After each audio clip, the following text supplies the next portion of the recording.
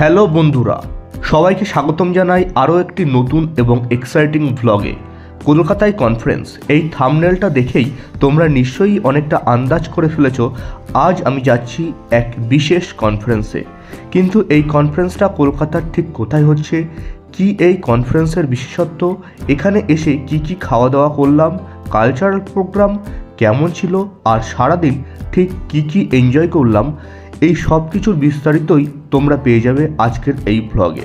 আমাদের আজকের গন্তব্য ইকো পার্কের দিকে, তবে এতে অবাক হওয়ার কিছু নেই, কারণ আজকের কনফারেন্সের ভেন্যু একদম ইকো পার্কের সন্নিকটে। আমাদের কনফারেন্স ডেস্টিনেশন তাজ তাল কুঠির। এখানে একটা কথা পরিষ্কার করে বলে রাখি, এই ভ্লগে আমি কনফারেন্সের টেকনিক্যাল বিষয়বস্তু চেয়ে কনফারেন্সের বাইরের অভিজ্ঞতা, পরিবেশ, খাবার দাবার, মানুষজন আর পুরো ভাইবটা বেশি করে তুলে ধরবো, কারণ এগুলোই ভ্লগটাকে আরও আকর্ষণীয় করে তোলে এবং তোমরাও কিছুটা নতুনভাবে কনফারেন্স লাইফটাকে চিনতে পারবে। তবু খুব সংক্ষেপে কনফারেন্সটা সম্পর্কে বলে দিই। আমরা এসেছি 12তম ন্যাশনাল রাবার কনফারেন্সে। আগামী দুদিন ধরে এখানে চলবে একের পর এক আলোচনা, cutting edge rubber technology, rubber ইন্ডাস্ট্রির ভবিষ্যৎ, বিজনেস ট্রেন্ড এবং বিভিন্ন রুল রেগুলেশন নিয়ে। এই কনফারেন্সে অংশগ্রহণ করেছেন দেশের নামী রাবার কোম্পানির পায়োনিয়ার ব্যক্তিত্বরা, পাশাপাশি আইআইটি, আইআইএম এর মতো প্রতিষ্ঠানের প্রফেসররাও।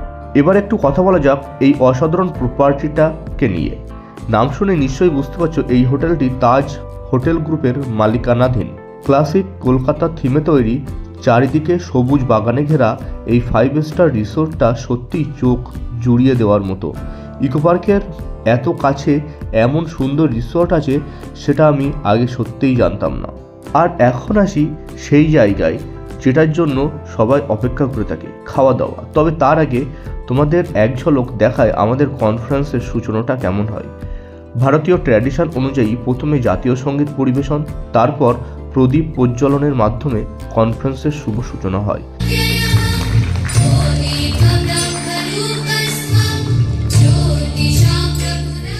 এরপর একে একে শুরু হয় বিভিন্ন টেকনিক্যাল টক ও সেশন 1, সেশন 2, এভাবেই চলতে থাকে জ্ঞান ও অভিজ্ঞতার আদান প্রদান।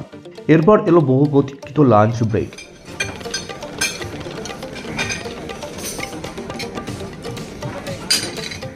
খাওয়া দাওয়ার আয়োজন ছিল একেবারে এলাহি।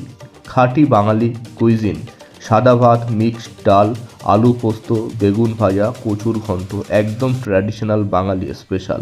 সাথে ছিল কাতলা মাছের কালিয়া আর আলু দিয়া মুরগির মাংস। ডেজার্টে ছিল গাজরের হালুয়া, কুলপি, দই, আরও কত কি। প্রত্যেকটা আইটেমই অসাধারণ। আমরা সবাই ভরপেট তৃপ্তি করে খেলাম। খাওয়া দাওয়ার পর একটু হালকা হাঁটার জন্য চলে এলাম ইকো পার্কের লেক সাইডে। বিশ্বাস করবে না, এই রিসর্ট থেকে হেঁটে আসতে 1 মিনিটও লাগে না। আইফেল টাওয়ারের পাশে এই লেক সাইডটা বেশ শান্ত আর সুন্দর। মাথা উঁচু করে দাঁড়িয়ে থাকে খেজুর গাছের সারি, লেকের উপর দিয়ে বয়ে আসা মৃদুমন্দ বাতাস আর দূরে টয় ট্রেনের ধীরে এগিয়ে যাওয়া, সব মিলিয়ে পরিবেশটা ছিল সত্যিই মন ছুঁয়ে যাওয়ার মতো। এই সুন্দর মুহূর্তগুলো উপভোগ করার পর আবার আমরা ফিরে এলাম পোস্ট লাঞ্চ সেশনে। আবার শুরু হলো একের পর এক ডিসকাশন। সত্যি বলতে কি, প্রত্যেকটা সেশনই ছিল ভীষণ এনগেজিং আর ইনফরমেটিভ, একেবারে নজিরবিহীন অভিজ্ঞতা। দিনের শেষে এলো ডিনার সেশন কাম কালচারাল প্রোগ্রাম। ডিনারের আয়োজনও জমজমাট হলেও বেশিরভাগ ডেলিগেটসের হাতে দেখা গেল গ্লাস কিংবা বোতল, সঙ্গে ফিশ ফ্রাই আর চিকেন টিক্কা। তার মাঝেই শুরু হলো সুমিষ্ট কণ্ঠে আধুনিক গানের লাইভ কনসার্ট। অনেকেরই মনে হচ্ছিল একদম ঝিঙ্গালালা মুড। হিন্দি আর বাংলা গানের সঙ্গে সবাই মিলে গল্প, আড্ডা আর হাসি, পুরো পরিবেশটাই হয়ে উঠেছিল একদম প্রাণ খোলা।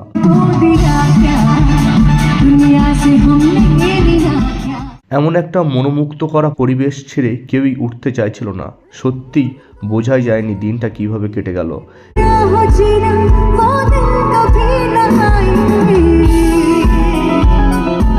এই একটা দিনে আমরা শেয়ার করলাম সিনিয়রদের সঙ্গে পুরনো দিনের গল্প, আমাদের কলেজের প্রফেসরদের সঙ্গে কিছু সুন্দর মুহূর্ত আর বন্ধুদের সঙ্গে অনেক স্মরণীয় সময়। এখন সময় হয়েছে হোটেলে ফিরে যাওয়ার। আর এখানেই শেষ করছি আজকের এই ব্লগ। যদি ভিডিওটা তোমাদের ভালো লেগে থাকে তাহলে অবশ্যই চ্যানেলটি সাবস্ক্রাইব করবে, ভিডিওটা লাইক করবে আর বন্ধুদের সঙ্গে শেয়ার করবে। এতে আমাদের আরও ভালো কন্টেন্ট বানানোর অনুপ্রেরণা পাওয়া যায়। আজকের মতো এই পর্যন্তই। দেখা হবে খুব শীঘ্রই আরও একটি সুন্দর নতুন ইন্টারেস্টিং ব্লগে। ততক্ষণ সবাই ভালো থেকো, সুস্থ থেকো।